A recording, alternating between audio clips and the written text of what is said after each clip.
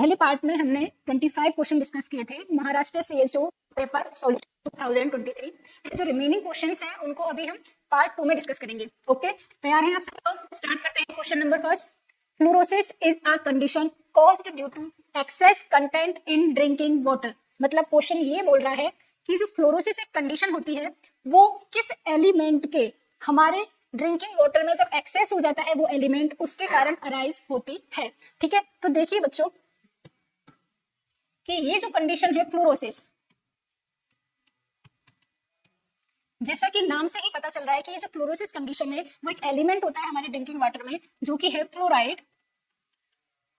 इसके एक्सेस होने के कारण यानी कि इसका जो परसेंटेज है जितना रिकमेंडेड है उससे भी अगर ज्यादा हो जाता है तो उस कंडीशन में अराइज होती है फ्लोरोसिस की कंडीशन। ठीक है, और ये जो फ्लोरोसिस है ये हमारे डेंटल एंड स्केलेटल जो सिस्टम होता है उसके लिए बहुत हार्मफुल होता है बच्चों।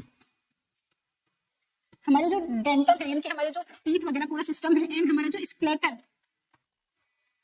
सिस्टम है, हमारा जो बोन सिस्टम है उसके लिए काफी डेंजरस होता है। ठीक है, तो इस कंडीशन को दूर करने के लिए हम अपने जो ड्रिंकिंग वाटर होता है उसको फ्लोराइड से प्यूरिफाई करने के लिए एक टेक्निक यूज करते हैं और उस टेक्निक का नाम होता है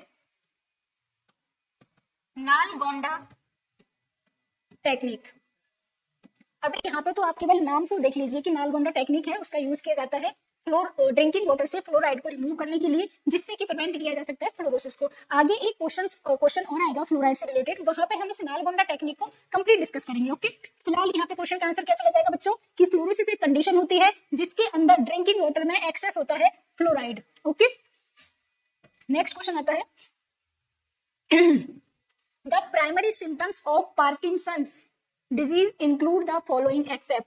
कुल मिला के बात यह है कि यहाँ पे हमको जो पार्किंसन डिजीज है उसके सिम्टम्स के बारे में पूछा गया है, तो उसके लिए तो हमको पार्किंसन डिजीज को हल्का सा ओवरव्यू करना ही पड़ेगा। तो इस डायग्राम के थ्रू अपन देखते हैं पार्किंसन डिजीज को। देखो, सबसे पहले ये जो पार्किंसोनिज्म है या इसी को बोलते हैं पार्किंसन डिजीज। ठीक है, तो ये जो है वो एक न्यूरो डिजनरेटिव डिजीज होती है, न्यूरो डिजनरेटिव डिजीज होती है। और सेकंड मोस्ट कॉमन, एक मिनट,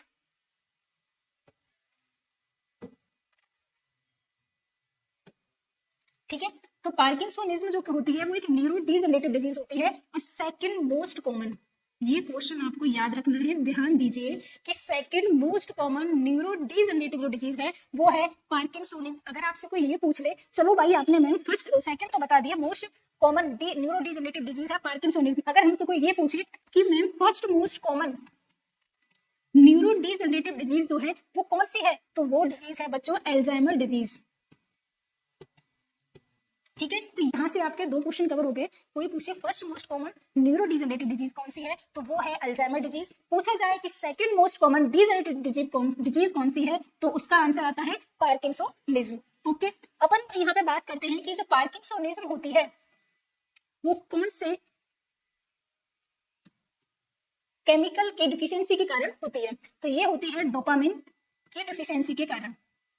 जब हमारी बॉडी में डोपामिन की डिफिशियंसी होती है तो उसके कारण एक न्यूरो डिजनरेटिव डिजीज अराइज होती है, और ये न्यूरो डिजनरेटिव डिजीज होती है ये होती है पार्किंसोनिज्म। ठीक है, इसके कुछ जो मेन सिम्टम्स हैं उनको अपन देख लेते हैं। सबसे फर्स्ट सिम्टम आता है मास्क लाइक फेस। इस मास्क लाइक फेस का क्या मतलब है, देखो जब कोई भी पर्सन, ठीक है, जैसे हॉस्पिटल में ही अगर नर्सिंग स्टाफ मास्क पहन लेता है तो मास्क के अंदर चाहे वो हंस रहा है या वो रो रहा है तो उसके फेशियल जो एक्सप्रेशन है ना वो सामने वाला पर्सन जो है वो नहीं देख सकता। ठीक है, ठीक इसी प्रकार जो पार्किंसन डिजीज होती है उसमें पेशेंट के जो फेशियल एक्सप्रेशन जो है बिल्कुल लॉस हो जाते हैं। अगर आप कोई उस पेशेंट को कोई रोने की या कोई दुखी बात बताओगे तो भी उसके फेशियल एक्सप्रेशन सेम रहेंगे, अगर कोई खुशी की बात बताओगे तभी भी फेशियल एक्सप्रेशन सेम रहेंगे। तो इसलिए इस टर्म को नाम दिया गया है कि मास्क लाइक फेस होता है पार्किंसन डिजीज में पेशेंट का। सेकंड, इसमें सिम्टम होता है असिमेट्रिक रेस्टिंग ट्रिमर, यानी कि पेशेंट के अंदर अगर पेशेंट रेस्ट कंडीशन में है यानी कि पेशेंट अगर सोया हुआ भी है लेटा हुआ भी है तो उस कंडीशन में पेशेंट के हाथ पैरों में से असिमेट्रिकल रेस्टिंग ट्रिमर्स जो है वो होते रहते हैं कुछ इस तरीके से। ठीक है, तो इस तरीके से असिमेट्रिक रेस्टिंग ट्रिमर्स होते हैं। थर्ड होता है पोस्चरल इंस्टेबिलिटी, यानी पेशेंट का जो पोस्चर है वो अनस्टेबल हो जाता है, पेशेंट का खुद पे कंट्रोल नहीं होता, तो पेशेंट अगर चल रहा है तो चलते चलते पेशेंट गिर पड़ता है। ठीक है, तो पोस्चर बिल्कुल अनस्टेबल हो जाता है। नेक्स्ट आता है सफलिंग स्टेप्स, यानी कि पेशेंट जो है स्टेप चलेगा, यानी कि आगे जब चलेगा तो किस तरीके से, बिल्कुल स्लो स्लो, यानी कि छोटे छोटे स्टेप रखेगा कुछ इस तरीके से, ठीक है। इस तरीके से पेशेंट जो है वो चलता है पार्किंसोनिज्म डिजीज के अंदर।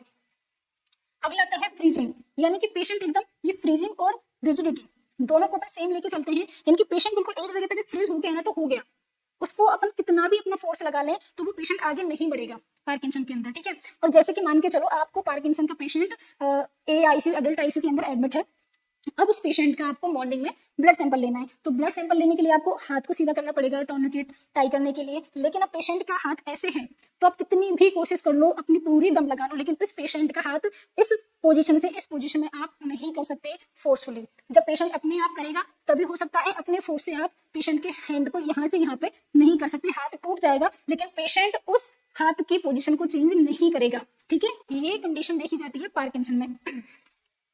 अगला इसमें आता है रिड्यूस्ड आर्म स्विंग। नॉर्मली जब कोई भी पर्सन चलता है, जैसे हम चल रहे हैं तो चलते हुए हमारे हाथ जो है आगे पीछे मूव करते हैं कुछ इस तरीके से, ठीक है। तो इस मूवमेंट को बोला जाता है आर्म स्विंग, यानी कि हमारी आर्म जो है चलते हुए क्या करती है, स्विंग करती है। लेकिन पार्किंसन वाले पेशेंट में क्या होता है, पेशेंट आगे चलेगा और हैंड जो ये हाथ है बिल्कुल मूव नहीं करेंगे आर्म, ठीक है। तो कुछ इस तरीके से पेशेंट जो है पार्किंसन में चलता है। अगला है स्लोट मूवमेंट, ये तो अपन ने बातें कर ली पहले कि पेशेंट बिल्कुल स्लोली स्लोली चलेगा, बिल्कुल स्लोली, ठीक है। अगला आता है नेक्स्ट इसमें पार्किंसोनियन गेट, मतलब पेशेंट कुछ इस तरीके से झुका हुआ रहता है, ठीक है, कुछ इस तरीके से, तो ये होता है पार्किंसोनियन गेट। और पेशेंट इस तरीके से ऐसे ऐसे बिल्कुल बिल्कुल छोटे छोटे स्टेप लेके आगे बढ़ता है। तो ये पूरी कहानी हो गई पार्किंसोनिज्म डिजीज की। क्वेश्चन पे बनाते हैं कि इनमें से प्राइमरी सिम्टम्स कौन कौन से हैं पार्किंसन डिजीज के। सबसे फर्स्ट है trimmers in hand and leg, upon discuss कर चुके हैं, हैंड एंड लेग में ट्रिमर्स जो है पेशेंट किस तरीके से आते ही रहते हैं, तो हाँ ये सिम्टम है। नेक्स्ट आता है stiffness of limb and trunk, इनके पेशेंट में स्टिफनेस होती है, बिल्कुल ये भी सही है। Slowness of movement and postural instability, ये भी बिल्कुल सही है। तो इसका आंसर क्या जाएगा, कैटरेक्ट। कैटरेक्ट का कोई रोल नहीं है, क्वेश्चन जब एक्सेप्ट वाला है तो आंसर इसका कैटरेक्ट जाएगा, ठीक है। इसके लिए अपन को जो पार्किंसन डिजीज है उसके पूरे सिम्टम्स याद होने चाहिए। नेक्स्ट क्वेश्चन पे अपन आते हैं, the ratio of infant death registered in a given year to the total number of live birth registered in the same year usually expressed as a per rate 1000 live birth called. कुल मिला के बात यह है कि यहाँ पे infant mortality rate जो है उसकी डेफिनेशन दी गई है, तो अपन को यहाँ पे आंसर क्या जाएगा, इन्फेंट मोर्टेलिटी रेट। ये क्या होती है, देखो जो इन्फेंट मोर्टेलिटी रेट होती है वो क्या होती है कि गिवन ईयर में इन्फेंट की डेथ कितनी है, number of infant death in a given year and mid year population in same given year into 1000, ठीक है। तो ये है इन्फेंट मोर्टेलिटी रेट। ठीक इसी प्रकार आती है नियोनेट मोर्टेलिटी रेट, बस इसमें जो एज लिमिट हो जाती है इन्फेंट के अंदर हो जाती है आपका 28 डेज से लेके 1 ईयर तक का टाइम पीरियड, ठीक है। नियोनेटल मोर्टेलिटी रेट जो होती है सेम फॉर्मूला होगा, बस यहाँ पे जो एज लिमिट आ जाती है वो नियोनेट कितना होता है 0 to 28 डेज, ठीक है। तो ये आता है नियोनेटल मोर्टेलिटी रेट के अंदर। आता है बर्थ रेट। बर्थ रेट क्या होती है, बर्थ रेट होती है कि टोटल नंबर बर्थ कितने हुए हैं एक ईयर में, ठीक है, और उस ईयर की टोटल पॉपुलेशन कितनी है इनटू 1000, ये आती है बर्थ रेट। अब आता है crew death rate. Crew death rate क्या होती है कि टोटल नंबर ऑफ डेथ कितनी हुई है उस ईयर में किसी भी रीजन की वजह से अपॉन उसमें टोटल मिड ईयर पॉपुलेशन कितनी है इनटू 1000, तो ये है क्रूड डेथ रेट। कुल मिला के आपको जितनी भी रेट आती है कम्युनिटी में, रेट, रेशियो, प्रोपोर्शन, इनकी डेफिनेशन और उनके फॉर्मूला आपको याद होने चाहिए। इनको डिटेल अपन जब क्लास होगी अपन की रेट एंड रेशियो पे वहां पर डिस्कस करेंगे। चलो क्वेश्चन को पढ़ते हैं। Be a witness not a जज, अपन को क्या बनना है, विटनेस बनना है अपनी सक्सेस का, ठीक है। अपन को अपने फेलियर को जज नहीं करना बल्कि अपनी सक्सेस का विटनेस बनना है। Focus on yourself not to others. आज की दुनिया में क्या होता है, स्टूडेंट अपने पर फोकस नहीं करता, ठीक है। हम क्या पढ़ रहे हैं, हम किस कंडीशन में हैं, हमारा क्या परफॉर्मेंस लेवल चल रहा है, हमको देखना है दूसरों की तरफ कि अरे उसकी रैंक तो इतनी आ रही है, मेरी तो रैंक ही नहीं आ रही। तो अपन को दूसरों पे फोकस नहीं करना, ठीक है ना, अपने आप पे बिल्कुल अपना मतलब खुद पे सेंटर होना है अपने आप को। Listen to your heart, not to the crowd. अपने दिल की सुनो, अपने दिमाग की सुनो और मेहनत करो, अपनी भीड़ भाड़ से दूर चलो। ये नहीं कि दुनिया अगर 10 घंटे पढ़ रही है तो तुम भी 10 घंटे पढ़ोगे। तुम्हारी जितनी कैपेसिटी है, जितनी कैपेबिलिटी है, तुमको उतना करना है और अपना बिल्कुल 100% देना है और तुम्हारा सिलेक्शन होगा। ओके, नेक्स्ट चलते हैं क्वेश्चन पे। तो आपको जितनी भी पेपर सॉल्यूशंस हैं उनको क्रोशा एकेडमी का ऐप डाउनलोड करना है प्ले स्टोर से, और ये जो फ्री कंटेंट वाला पोर्शन है इसके अंदर आपको जितने भी पेपर सॉल्यूशन है उनकी डिटेल वीडियो मिलेंगी, तो प्लीज इसको इंस्टॉल कीजिए। नेक्स्ट क्वेश्चन आता है बच्चों, the act passed in the year 2000 with an amendment in 2006 relating to juveniles in conflict with the law and children in need of care and protection is termed as। देखो, juvenile क्या होते हैं कि जो adult नहीं होते और बच्चों की कैटेगरी में आते हैं, लेकिन उन्होंने लॉ के अगेंस्ट जाके कुछ ना कुछ क्राइम किया है, तो उनको एज अ अडल्ट तो अपन ट्रीट नहीं कर सकते जेल में या कोर्ट के अंदर। तो उनके लिए एक एक्ट जारी किया गया है जिसको बोलते हैं जुवेनाइल जस्टिस एक्ट। क्या बोलते हैं बच्चों? जुवेनाइल जस्टिस एक्ट बोलते हैं। इसके अंदर उन चिल्ड्रन की केयर एंड प्रोटेक्शन का ध्यान रखा जाता है, सेफ्टी का ध्यान रखा जाता है। ठीक है, तो इसका आंसर क्या जाएगा? Juvenile justice act. नेक्स्ट आता है baby friendly hospital initiative was launched in India mainly to focus on practices and policies related to. यानी कि देखिए, जितनी भी प्रोग्राम आ रहे हैं उन प्रोग्राम के जो लोगो हैं उनको आपको अपने दिमाग में बिठा लेना है। मैं वापस से रिपीट कर रही हूँ क्योंकि इनसे इमेज बेस्ड क्वेश्चन हर एग्जाम में एक ना एक देखने को मिलता है। देखो, जो BFHI है, बेबी फ्रेंडली हॉस्पिटल इनिशिएटिव, ठीक है, ये जो है यूनिसेफ एंड WHO दोनों के जॉइंट एफर्ट से लॉन्च किया गया था, और इसका एक और एक ही मोटिव होता है जो कि है प्रमोट करना ब्रेस्ट फीडिंग को। किसको प्रमोट करना बच्चों? ब्रेस्ट फीडिंग को प्रमोट करना। ठीक है, और इसका लोगो कुछ इस प्रकार है, और इसमें हॉस्पिटल के अंदर एंटीनेटल विजिट के दौरान, पेरीनेटल विजिटिंग के दौरान और पोस्टनेटल विजिटिंग के दौरान मदर को फोकस किया जाता है और उनको इनकरेज किया जाता है कि वो ज्यादा से ज्यादा ब्रेस्ट फीडिंग कराएं, और साथ ही साथ उनको बताया जाता है कि ब्रेस्ट फीडिंग के इन्फेंट को क्या बेनिफिट है और खुद मदर को क्या बेनिफिट है। ठीक है, तो ये सारी चीजें प्रमोट की जाती है। क्वेश्चन क्या है? BFHI जो होता है वो उसके प्रैक्टिसेस एंड पॉलिसीज हैं, किससे रिलेटेड होती है? तो एक और एक ही इसका मोटिव होता है प्रमोट करना ब्रेस्ट फीडिंग को, और यही इसका आंसर जाएगा। नेक्स्ट क्वेश्चन आता है बच्चों, the scheme in Maharashtra under NHM national health mission where anganwadi and school children are inspected, treated and referred as needed with the help of a team is term as. तो इसका अपन को एक theoretical question है, अपन को याद करके चलना है। राष्ट्रीय बाल स्वास्थ्य कार्यक्रम, ठीक है, RBSK। ये जो RBSK है इसको इंक्लूड कर लिया गया है नेशनल हेल्थ मिशन NHM के अंदर, और इसका उद्देश्य जो होता है या इसका एम जो होता है कि स्कूल के अंदर जो चिल्ड्रन है उनकी हेल्थ को प्रमोट करना और उनकी जो वेल बींग है उनको प्रमोट करना। और प्रमोट कैसे करेंगे? टाइमली इंस्पेक्शन करके। अगर बच्चों को, चिल्ड्रंस को अगर किसी भी रेफरल की नीड है तो उनको हायर सेंटर पे रेफर करके अपन क्या करेंगे? बच्चों की जो हेल्थ है उसको इंप्रूव करेंगे। किसके थ्रू? RBSK, राष्ट्रीय बाल सुरक्षा कार्यक्रम के अंडर। इसका भी ये लोगो है, आपको याद रखना है। ठीक है, अब ये जो RBSK है इसको इंक्लूड कर लिया गया है नेशनल हेल्थ मिशन NHM के अंदर, और ये NHM का लोगो है, ये भी आपको ध्यान रखना है। ओके, चलो एक चीज और है कि जो BFHI जो होती है, BFHI को लॉन्च कब किया गया था? 1991 के अंदर WHO एंड यूनिसेफ के जॉइंट एफर्ट्स के द्वारा। ठीक है, ये भी आपको याद रखना है। देखो, अब नेक्स्ट क्वेश्चन आता है वैक्सीन के ऊपर। क्वेश्चन है under the national immunization schedule the following vaccines were included except. Question ये पूछा गया है कि जो नेशनल इम्यूनाइजेशन शेड्यूल है उसके अंदर कौन कौन सी वैक्सीन है, केवल एक को छोड़ के, एक्सेप्ट। ठीक है, ये एक्सेप्ट को मत बोला करो क्वेश्चन में। तो इसके लिए अपन को नेशनल इम्यूनाइजेशन शेड्यूल को देखना होगा। सबसे पहले देखो कि जो प्रेग्नेंट वुमेन होती है उनके लिए केवल एक वैक्सीन दी जाती है, और वो होती है TT, टिटनेस टॉक्सोइड, और उसमें भी TT की डोज 1, 2 एंड बूस्टर। ठीक है, अब आते हैं पर इन्फेंट पे। इन्फेंट के लिए सबसे फर्स्ट दी जाती है BCG, hepatitis B, OPV, pentavalent, जिसमें पेंटावेलेंट के अंदर 5 वैक्सीन जो है वो इंक्लूड है। रोटावायरस, IPV, ये अपन को याद रखनी है बिल्कुल। मीजल्स, रूबेला, विटामिन E की डोज भी दी जाती है। ठीक है, फिर ये DPT का बूस्टर आ जाता है, सेम मीजल्स की सेकंड डोज आती है, OPV बूस्टर आ जाता है, विटामिन जापानीज इंसेफेलाइटिस, ठीक है, ये सारी चीजें हैं। तो ये वैक्सीन के नाम आप देख लो कि ये जो है नेशनल इम्यूनाइजेशन शेड्यूल में इंक्लूड है। अपन क्वेश्चन पे आते हैं कौन सा इंक्लूड नहीं है, बताइए। बीसीजी पढ़ा था अपन ने, बिल्कुल पढ़ा था, बीसीजी है इंक्लूड। ओपीवी बिल्कुल है, हेपेटाइटिस है, स्मॉल पॉक्स नहीं है। तो इसका आंसर यही जाएगा कि नेशनल इम्यूनाइजेशन जो शेड्यूल है उसमें स्मॉल पॉक्स इंक्लूड नहीं है। पहले इंक्लूड था, लेकिन स्मॉल पॉक्स जो है उसको इरिडिकेट किया जा चुका है पूरे वर्ल्ड से, ठीक है, इसलिए स्मॉल पॉक्स को अब नेशनल इम्यूनाइजेशन शेड्यूल है उससे भी हटा दिया गया है। नेक्स्ट क्वेश्चन आता है, ये भी वैक्सीन से रिलेटेड है। दिस इज अ सिस्टम, एक डेफिनेशन है, ध्यान से पढ़ना।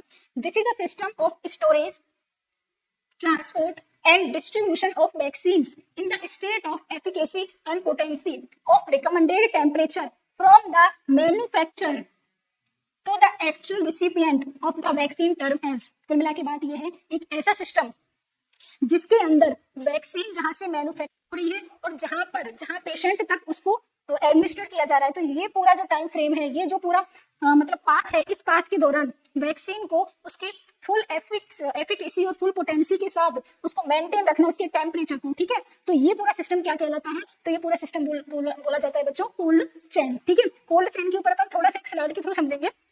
देखो, कोल्ड चेन के अंदर कुछ ऐसे इक्विपमेंट का या इंस्ट्रूमेंट का यूज किया जाता है जिनके थ्रू टेम्परेचर को मैन्युफैक्चर साइड से लेके जो उसका एक्चुअल जो रिसिपिएंट है जिसको वैक्सीन लगाई जा रही है वहां तक टेम्परेचर को मेंटेन रखा जाता है, ठीक है। और ये इक्विपमेंट कौन कौन से होते हैं आपने पढ़ा होगा, वॉल्किन रूम, ठीक है, deep freezer, ice lined refrigerator, cold box, vaccine carrier, तो ये सभी इसमें इंक्लूड होते हैं। तो मैन्युफैक्चर साइड से कहाँ पे आ गया, national vaccine centre, national vaccine centre से प्रोविंशियल वैक्सीन स्टोर, वहां से आता है district vaccine store and health centre, और सबसे लास्ट में आता है अपने रिसिपिएंट के पास, ठीक है। तो ये पूरा सिस्टम बोला जाता है कोल्ड चेन। अगला क्वेश्चन आता है, the period from birth to 28 days of life is called as. तो इसके लिए तो अपन को पूरा जो लाइफ साइकिल होता है प्री नेटल से लेके पोस्ट नेटल तक वो पूरा पढ़ना पड़ेगा बच्चों, ठीक है। तो अपन स्टार्ट करते हैं यहीं से। 3 लाइफ होती है। सबसे फर्स्ट होती है बच्चों प्री नेटल। प्री नेटल जो होती है वो लाइफ होती है बर्थ से पहले, ठीक है। तो इसमें 3 कंडीशन आती है, एक आता है ओवम, एक आता है एम्ब्रियो और एक आता है बच्चों फेटस, ठीक है। तो ओवम क्या होता है, 0 to 2 वीक वाली पीरियड ऑफ जेस्टेशन, इसको बोला जाता है ओवम। एम्ब्रियो बोला जाता है 3 to 8 week period of gestation को बोला जाता है एम्ब्रियो, ठीक है। फीटस बोला जाता है 9 वीक से लेके टिल बर्थ, ये पीरियड बोला जाता है फीटस। नेक्स्ट स्टेज आती है पेरीनेटल। पेरीनेटल बोले तो बच्चों बर्थ के दौरान जो स्टेज आती है उसको बोला जाता है पेरीनेटल। और पेरीनेटल टाइम पीरियड क्या होता है, 28 week of period of gestation से लेके 7 days after birth, 7 days after birth, ये जो टाइम पीरियड होता है इसको बोला जाता है पेरीनेटल। अब यहाँ पर ध्यान दो कि ये जो पेरीनेटल वाला पॉइंट है ये सबसे ज्यादा इंपॉर्टेंट है। सभी लोग इसको स्किप कर देते हैं कि पेरीनेटल पीरियड क्या होता है, 28 वीक पीरियड ऑफ जेस्टेशन से लेके 7 डेज आफ्टर बर्थ, ठीक है। थर्ड आता है आपका पोस्ट नेटल। पोस्ट नेटल क्या होता है, बर्थ के बाद। और बर्थ के बाद सबसे पहले देखो शॉर्ट में लिखेंगे अपन, ठीक है। इन्फेंट, सॉरी सबसे पहले तो न्यूनेट आएगा ना, तो सबसे पहले बच्चों आता है न्यूनेट। तो न्यूनेट का जो पीरियड होता है वो होता है 0 से लेके 28 डेज आफ्टर बर्थ। अब न्यूनेट भी 2 होते हैं, एक तो होता है अर्ली न्यूनेट और एक होता है लेट न्यूनेट। अर्ली न्यूनेट होता है 0 to 7 डेज आफ्टर बर्थ और लेट होता है 7 to 28 डेज आफ्टर बर्थ, ठीक है। अगला आता है बच्चों इन्फेंट। इन्फेंट होता है 28 डेज से लेके 1 ईयर तक की लाइफ का जो पीरियड होता है उसको इन्फेंट बोला जाता है। नेक्स्ट आता है बच्चों टोल्डर। सो मत जाना, ये पूरे जो भी टाइम पीरियड है आपको याद होने चाहिए, इनसे क्वेश्चन आता ही आता है। 1 to 3 ईयर वाला पीरियड होता है, इसको बोला जाता है टोल्डर। टोल्डर के बाद आता है प्री स्कूल। बिल्कुल रटने वाली चीज इसको रटना ही पड़ेगा। प्री स्कूल होता है 3 to 6 ईयर का टाइम पीरियड। प्री स्कूल के बाद स्कूल में जाओगे तो स्कूल का टाइम पीरियड होता है 6 to लेके 12 ईयर। प्री स्कूल के बाद आता है अब अडोलसेंट पीरियड, ठीक है। अडोलसेंट पीरियड को अगर एक फ्रेम में देखा जाता है तो 10 to 20 ईयर का होता है, लेकिन इसको भी डिवाइड किया जाता है कौन कौन से। सबसे पहले आता है early adolescent, middle adolescent and let adolescent. तो अर्ली जो होता है वो होता है बच्चों 10 to 13 ईयर ऑफ लाइफ ठीक है। मिडिल होता है 14 to 16 year of life, and जो लेट होता है वो होता है बच्चों 70 टू 20 ईयर ऑफ लाइफ। ठीक है, अपन ने पूरा टाइम फ्रेम पढ़ लिया prenatal, perinatal and postnatal का। अब क्वेश्चन देखो कितना सिंपल है, पीरियड बर्थ से लेके 28 डेज। अब यहाँ पे ये डिस्क्राइब नहीं किया गया कि अर्ली है कि लेट है, तो अपन को सीधा सा आंसर देना है कि न्यूनेटल पीरियड होता है 0 से लेके 28 डेज वाला। यहाँ पे हमको केवल क्वेश्चन डिस्कस नहीं करना है, क्वेश्चंस के थ्रू जो टॉपिक है उसको पूरा डिस्कस करना है, जिससे कि उस टॉपिक से अगर आगे कोई भी क्वेश्चन आता है तो वो गलत नहीं होना चाहिए। अगला है in upgrade scoring live objective criteria are given except. ठीक है, कुल मिला के यहाँ पे क्या पूछा गया आपसे, अपग्रेड स्कोरिंग के जो पैरामीटर्स है वो याद होने चाहिए, तो उसके लिए अपग्रेड स्कोर देखते हैं अपन। देखो तो अपग्रेड स्कोर जैसे कि इसके नाम से ही इसके पूरे पैरामीटर्स हमको याद होने चाहिए। सबसे फर्स्ट आता है ए फॉर होता है एक्टिविटी, यानी कि बच्चे की बर्थ के बाद एक्टिविटी देखते हैं कि वो एक्टिव है या लेथार्जी है, तो उसकी थ्रू उसकी मसल टोन का पता चल जाता है। जैसे कि अगर बच्चे में कोई भी न्यूबॉर्न में कोई भी एक्टिविटी नहीं होती तो उसको पॉइंट देंगे 0। अगर फ्लैक्स लिम्ब, ठीक है, लिम्ब बिल्कुल इस तरीके से फ्लैक्स होंगे बच्चे के, तो पॉइंट देंगे 1 और 2 पॉइंट देंगे अगर बच्चा जो है फुली एक्टिव होगा। सेकंड आता है P for pulse, pulse absent है तो 0, पल्स लेस देन 100 है तो 1, मोर देन 100 है तो आ जाएगा 0.2। ठीक है, जी फॉर आता है ग्रीमेस, ग्रीमेस में बच्चे के रिफ्लेक्स को चेक किया जाता है, यानी कि जब आप बच्चे को स्टिमुलेट कर रहे हो तो स्टिमुलेट करने पर बच्चे का रेस्पॉन्स क्या आ रहा है उसी को बोला जाता है ग्रीमेस। ठीक है, जैसे कि आपने बच्चे के जो हाथ है उसको टच किया तो बच्चे ने क्या रेस्पॉन्स दिया, क्या रिफ्लेक्स दिया, तो इसी को बोलते हैं ग्रीमेस। यदि फ्लॉफी है यानी कि बिल्कुल रेस्पॉन्स नहीं दे रहा बच्चा तो 0 पॉइंट, मिनिमल रेस्पॉन्स दे रहा है स्टिमुलेशन के लिए तो वो आता है 1 पॉइंट में, लेकिन अगर प्रॉम्प्ट रेस्पॉन्स दे रहा है स्टिमुलेशन के लिए तो उसको पूरे नंबर देते हैं जो कि है 2।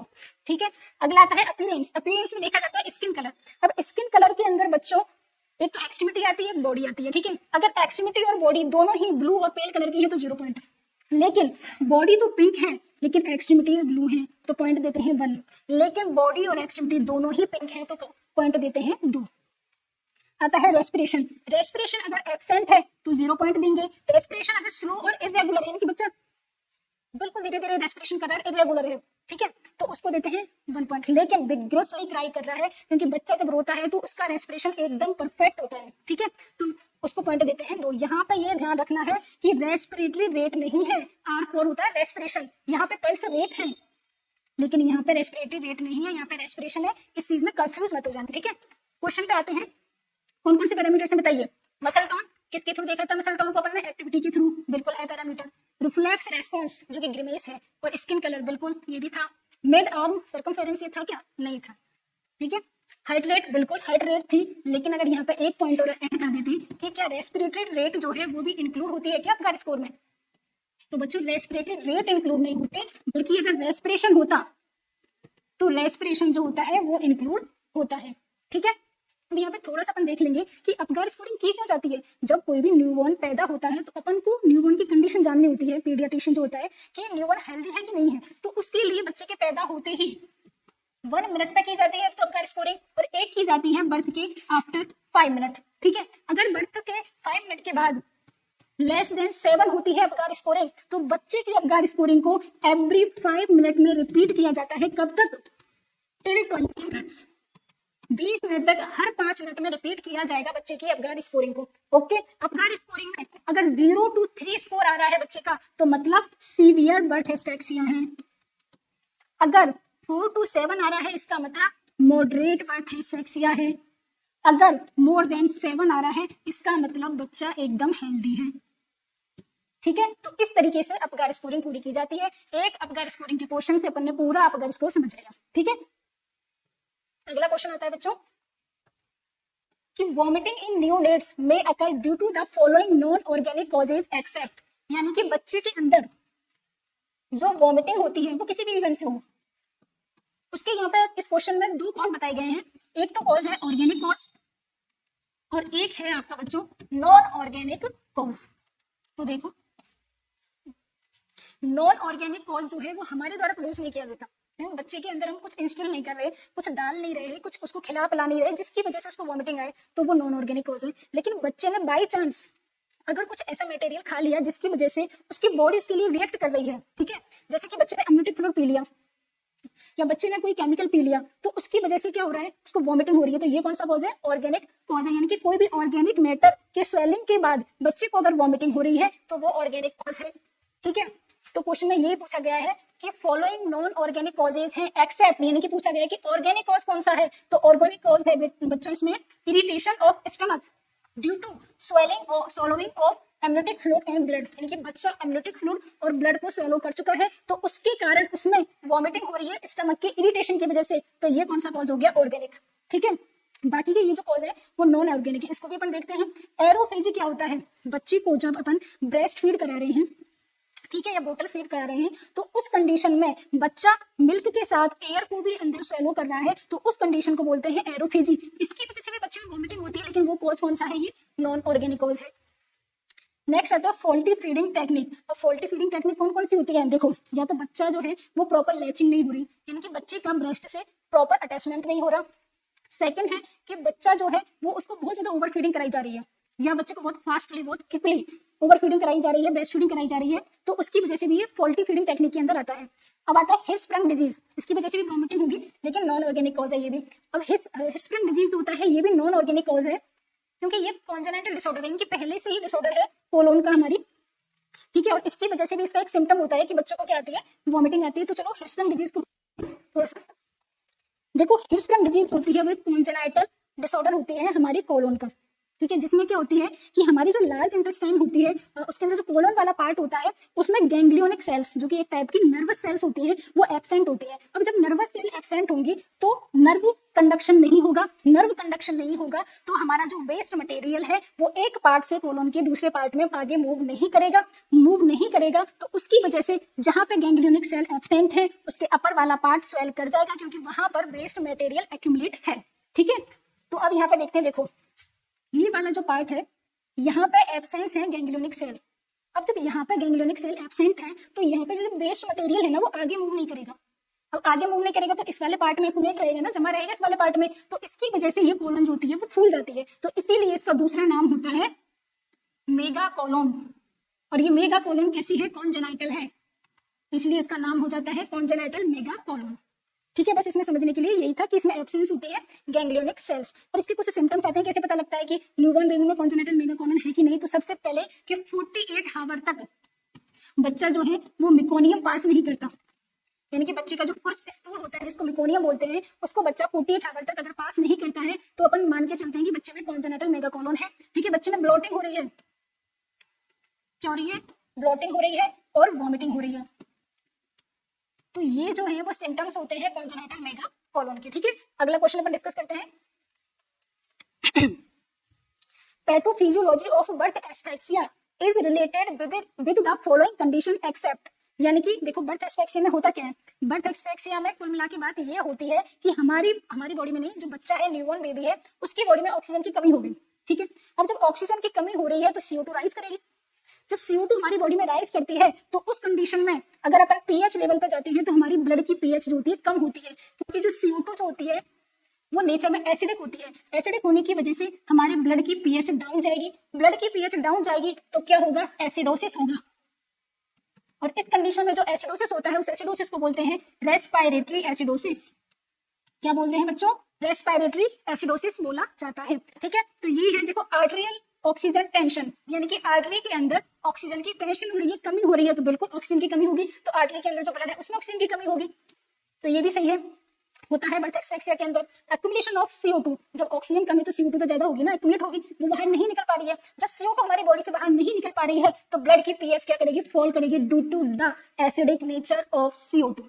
ओके, अगला आता है कॉन्जेनिटल हाइड्रोसील, तो यही इसका आंसर जाएगा, क्योंकि इसमें पूछा गया है एक्सेप्ट। कॉन्जेनिटल जो हाइड्रोसील होता है ना उसका तो कोई लिंक ही नहीं होता बर्थ एस्फेक्सिया से। देखो कॉन्जेनिटल हाइड्रोसील होता क्या है, ये जो कॉन्जेनिटल हाइड्रोसील है इसमें क्या होता है, देखो कॉन्जेनिटल हाइड्रोसील में क्या होता है कि जो न्यूबॉर्न है उसके अंदर जो स्क्रोटम वाला पार्ट है उसमें फ्लूइड का अक्यूमुलेशन हो जाता है, उसकी वजह से स्वेलिंग हो जाती है, तो इस कंडीशन को कॉन्जेनिटल हाइड्रोसील बोला जाता है, क्योंकि ये बर्थ से पहले ही होती है। नॉर्मली जब बच्चा 2 ईयर का होता है तो ये रिजॉल्व हो जाती है ऑटोमेटिकली, इसकी कोई ट्रीटमेंट नहीं किया जाता, लेकिन आफ्टर 2 ईयर अगर ये रिजोल्व नहीं होता तो उस कंडीशन में क्या किया जाता है, सर्जरी की जाती है, और सर्जरी के थ्रू इसमें जो फ्लूइड एक्युमुलेट है उस फ्लूइड को निकाला जाता है, तो ऑटोमेटिकली क्या होता है कि कॉन्जेनिटल हाइड्रोसिल रिजोल्व हो जाता है, स्वेलिंग खत्म हो जाती है। ठीक है, तो लेकिन इसका बर्थ एक्सपेक्टेंसी से कोई रोल नहीं है ना, तो इसलिए इसका आंसर कॉन्जेनिटल हाइड्रोसिल जाएगा। अगला क्वेश्चन देखो, फिर वैक्सीन तो आ गया। वैक्सीन का क्वेश्चन है, out of the following diseases which disease is eradicate globally. क्या बोलो, अच्छा क्लास है नेक्स्ट, ठीक है। Out of the following disease which disease is eradicate globally, तो इसको समझाने की नीड नहीं है, स्मॉल पॉक्स जो है उसको पूरी वर्ल्ड से इरेडिकेट किया जा चुका है। नेक्स्ट है, the physical quality of life index includes the following indicators except. ठीक है, तो जो ये जो PQLI होती है ये किसी भी कंट्री के डेवलपमेंटल स्टेटस को बताती है। यदि किसी भी कंट्री का PQLI ज्यादा है तो उसका डेवलपमेंट, उसकी ग्रोथ ज्यादा है। ठीक है, अगर PQLI कम है तो उस कंट्री की डेवलपमेंट और ग्रोथ कम है। तो इसके अंदर अपन बात करते हैं कौन कौन से पैरामीटर्स होते हैं, तो ये याद करने पड़ेंगे। इन्फेंट जो मोर्टिलिटी है ये इसका पार्ट है, लाइफ एक्सपेक्टेंसी है ये भी पार्ट है, लिटरेसी भी पार्ट है, लेकिन पर कैपिटा GNP जो है PQLI का इंडिकेटर नहीं है। अगला क्वेश्चन है, incidence rate is calculate using. देखो दो चीजें होती है, एक तो होती है इंसिडेंस रेट, एक होती है प्रिवेलेंस रेट। ठीक है, तो इंसिडेंस रेट जो होती है ये रेट होती है न्यू केसेस की, यानी कि डिजीज के जो न्यू केस आ रहे हैं उनको बोला जाता है इंसिडेंस रेट, और जो ओल्ड प्लस न्यू केसेस होते हैं, न्यू प्लस ओल्ड केसेस होते हैं उनको बोला जाता है प्रिवेलेंस रेट। तो क्वेश्चन में ये पूछा गया है कि इंसिडेंस रेट जो होता है उसको किसके थ्रू कैलकुलेट किया जाता है, तो नंबर ऑफ न्यू केसेस। ठीक है, इंसिडेंस रेट फॉर्मूला है जैसे कि नंबर ऑफ न्यू केसेस किसी भी डिजीज के जो आ रहे हैं upon number of total population कितनी है, उसकी रिस्क फैक्टर कितने हैं, इनकी पॉपुलेशन कितनी है, इनटू 1000। मान के चलो एक 30,000 की पॉपुलेशन है, उस 30,000 की पॉपुलेशन में जो न्यू केसेस आ रहे हैं किसी डिजीज के 300 है, तो उसकी इंसिडेंस रेट जो है उसको कैलकुलेट करो तो कितनी आएगी, 300 अपॉन 30,000 अपॉन इंटू 1000। ठीक है, तो इसको आप सॉल्व करोगे तो आएगी 10% आ जाती है इसकी इंसिडेंस रेट। अगला है लाइव एटेन्यूएटेड वैक्सीन इज, तो इनमें से कौन सी लाइव एटेन्यूएटेड वैक्सीन है, तो इसको बताइए। तो इसका आंसर जाएगा, देखो लाइव एटेन्यूएटेड वैक्सीन का क्या मतलब है कि इसमें जो वायरस का जो स्ट्रेन होता है ना वो लाइव होता है, लेकिन वो इतना कैपेबल नहीं होता कि वो पर्सन में डिजीज को अराइज कर सके, बस वो इतना कैपेबल होता है कि वो हमारे इम्यून सिस्टम को क्या करता है, स्टिमुलेट करता है, जिससे कि उस वायरस या बैक्टीरिया की हमारे बॉडी के अंदर इम्यूनिटी जो है वो बन जाती है। ठीक है, तो इसका आंसर होगा पोलियो। इसके लिए हमारी जितनी भी जो लाइव वैक्सीन है उनको अपन को याद करना पड़ेगा। ठीक है, अगला क्वेश्चन है ICD-10 स्टैंड्स फॉर, तो ICD-10 क्या है, इंटरनेशनल क्लासिफिकेशन ऑफ डिजीजेस जो होता है इसको बोला जाता है ICD-10। ठीक है, करंट में जो चल रहा है वो ICD-11 चल रहा है जो लॉन्च हुआ था 1 जनवरी 2022 को। इसके अंदर जितने भी डिजीज हैं उनको क्लासिफाई किया गया है। अगला क्वेश्चन है, the national vector borne disease control programme does not include, तो नेशनल जो vector borne disease control programme है इनमें से कौन से इंक्लूड नहीं है, तो इनको देखो। सबसे पहले यहाँ पे देखो ये जो है वो लोगो है national vector borne disease control programme का। इसके अंदर कौन कौन से आते हैं, ऐसे डिजीज आती हैं जो कि वेक्टर्स के through one person to other person spread होती हैं, और वेक्टर भी कौन से, मॉस्किटो एंड सैंड फ्लाई। ठीक है, सैंड फ्लाई के थ्रू कालाजार होता है, चिकनगुनिया एडीज के थ्रू, एडीज जो एजेप्टा है उसके थ्रू डेंगू होता है vector, Japanese encephalitis, Culex, filaria Culex, malaria, Anopheles. ठीक है, तो इनके थ्रू आपका होता है, इसको अपन को याद रखना है। तो इसका आंसर क्या जाएगा, मीजल्स, क्योंकि ये तीनों जो है वेक्टर बोर्न डिजीज है, लेकिन मीजल्स जो है वायरस के थ्रू वो राइज होती है डिजीज। अगला है फुल फॉर्म ऑफ आशा। आशा की क्या फुल फॉर्म होती है, देखो जो हमारे बिल्कुल ग्राउंड लेवल पर वर्कर होते हैं हेल्थ सिस्टम के उनको बोला जाता है आशा, और आशा की फुल फॉर्म होती है एक्रीडिटेट। एक्रीडिटेट का मतलब होता है जिनको ऑफिशियली रिकॉग्नाइज्ड किया जा चुका है हमारी गवर्नमेंट के थ्रू, तो उनको बोला जाता है एक्रीडिटेट। ठीक है, एक्रीडिटेट सोशल हेल्थ एक्टिविटीज, तो ये है आशा की फुल फॉर्म। नेक्स्ट क्वेश्चन है, lathyrism is due to the consumption of, एक डिजीज होती है जो कि एक न्यूरोटॉक्सिक डिजीज है, एक न्यूरोटॉक्सिक डिजीज है लेथाइरिज्म, जिसके अंदर हमारी जो बोन है उसमें डिफॉर्मिटी अराइज हो जाती है स्केलेटल सिस्टम में। ठीक है, ये जो है खेसरी दाल या जो लाख दाल होती है ये इसका एक साइंटिफिक नेम होता है लेथाइरस सटाइवस। ठीक है, तो इसके ओवर कंजप्शन की वजह से होता है, इसको बैन भी किया जा चुका है। और लेथाइरस सटाइवस में पेशेंट कुछ इस तरीके से दिखाई देता है, उसके जो जॉइंट्स होते हैं, बोन होते हैं, उनमें क्या हो जाती है, डिफॉर्मिटी हो जाती है न्यूरोटॉक्सिन की वजह से। नेक्स्ट क्वेश्चन आता है, नालगोंडा टेक्निक जो है वो यूज की जाती है किसके लिए? अपन ने पहले अभी डिस्कस किया था कि जो नालगोंडा टेक्निक होती है वो डीफ्लोरिडेशन ऑफ वाटर के लिए यूज की जाती है। यानी कि हमारा जो ड्रिंकिंग वाटर है उस ड्रिंकिंग वाटर में से फ्लोराइड के रिमूवल के लिए किया जाता है नालगोंडा टेक्निक। इस नालगोंडा टेक्निक के अंदर क्या किया जाता है कि हमारा जो ड्रिंकिंग वाटर है उसमें लाइम और एलम को डाला जाता है। लाइम और एलम को डालने के बाद एक फ्लैकुलेशन टेक्निक यूज की जाती है जिसके अंदर क्या होता है कि स्मॉल पार्टिकल्स मिलकर एक बिग पार्टिकल बना लेते हैं। ठीक है, इस प्रोसेस को फ्लैकुलेशन बोला जाता है। जब ये बिग पार्टिकल बन जाएगा तो सेडिमेंटेशन के थ्रू ये नीचे जो टैंक होता है उसमें जमा हो जाएगा। तो ऊपर वाला जो पार्ट है उसको फिल्ट्रेशन के थ्रू रिमूव कर लिया जाता है वाटर को। ठीक है, लास्ट में हमको क्लीन वाटर मिल जाता है। ये टेक्निक होती है नालगोंडा टेक्निक। अगला आता है भोपाल गैस ट्रेजेडी हुई थी जो इंडिया में, इज एन एग्जांपल ऑफ। देखो, भोपाल गैस जो ट्रेजेडी हुई थी वो एक सिंगल एक्सपोजर थी, यानी कि फैक्ट्री में से जो गैस या केमिकल निकला था उसका क्या था, एक कॉमन सोर्स था। ये तो नहीं थी ना कि वो 2-4 फैक्ट्रियों से निकली थी केमिकल, वो एक ही फैक्ट्री से निकली थी, इसलिए कॉमन सोर्स। सिंगल एक्सपोजर यानी कि एक ही बार निकला था, इसलिए सिंगल एक्सपोजर। ठीक है, तो किस टाइप की एपिडेमिक है ये? Single exposure epidemic, common source. और ये भोपाल गैस ट्रेजेडी जो हुई थी वो 3 दिसंबर 1984 को हुआ था। नेक्स्ट आता है vaccines that are sensitive to freezing and should be protected from sub zero temperature are except. कुल मिला के यहाँ पे पूछा गया है कि हीट सेंसिटिव वैक्सीन कौन सी है। ठीक है, एक्सेप्ट आ गया ना, यानी कि सब जीरो टेम्परेचर, यानी कि जिन ऐसी वैक्सीन जिनको फ्रीजिंग पॉइंट पर रखा जाता है। तो देखो, फ्रीजिंग पॉइंट पे जो रखा जाता है ओपीवी को भी रखा जाता है -डिग्री पे। ठीक है, हेपेटाइटिस जो होता है इसको भी रखा जाता है, लेकिन फ्रीजिंग पॉइंट पर नहीं रखा जाता, इसलिए इसका आंसर देगा हेपेटाइटिस। 2 वैक्सीन होती हैं, एक तो होती है हीट सेंसिटिव और एक होती है फ्री सेंसिटिव। ठीक है, तो जो हीट सेंसिटिव वैक्सीन होती हैं उनके लिए जो टेस्ट परफॉर्म किया जाता है वो होता है वीवीएम, बोले तो वैक्सीन वाइल मॉनिटर। एंड जो फ्रीज सेंसिटिव वैक्सीन होती हैं उनके लिए जो टेस्ट परफॉर्म किया जाता है वो होता है सी टेस्ट। जिसने भी पोलियो में ड्यूटी की है उसको वीवीएम के बारे में पता होगा। इसके कुछ इंडिकेटर्स हैं, अगर अपर वाला या आउटर वाला जो पार्ट है वो इनर वाले पार्ट से डार्क है, यानी कि इनर वाला जो पार्ट है वो आउटर वाले पार्ट से लाइट है, तो ये यूज की जा सकती है। दोनों अगर हल्का सा डार्क हो जाता है इनर वाला पार्ट तो इसको यूज किया जा सकता है, लेकिन अगर ये मैच कर गया तो इसको यूज नहीं किया जा सकता। अगर इनर वाला पार्ट आउटर वाले पार्ट से डार्क हो गया तो उसको यूज तो क्या, इसको डिस्कार्ड भी नहीं किया जा सकता। ये वाला जो है बियॉन्ड डिस्कार्ड पॉइंट चला जाता है। इस वैक्सीन को डिस्कार्ड करने का भी प्रोसीजर बिल्कुल अलग होता है।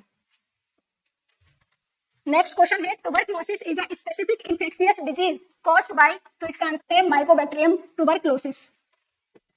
नेक्स्ट और सबसे लास्ट क्वेश्चन है dengue virus are transmitted by infected. बताइए डेंगू वायरस का जो वेक्टर होता है वो कौन सा होता है?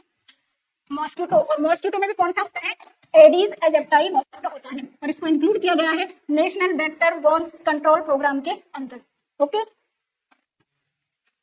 तो डेंगू जो फीवर होता है उसकी भी कुछ वेराइटीज होती है। नॉर्मल डेंगू फीवर हो गया एक होता है डेंगू हेमरेजिक फीवर, जिसके अंदर हमारी बॉडी की जो नेचुरल जो कैविटीज होती हैं या जो नेचुरल ओपनिंग होती है उनसे ब्लीडिंग स्टार्ट हो जाती है। ठीक है, स्किन जो है उनके ऊपर पैटिकेराइज हो जाते हैं, जैसे कि देखो आई से ब्लीडिंग हो रही है, स्किन पे पैटिकेराइज हो गई, यानी कि स्किन के अंदर ब्लीडिंग हो रही है, उसकी वजह से स्किन का डिस्कलरेशन हो जाता है।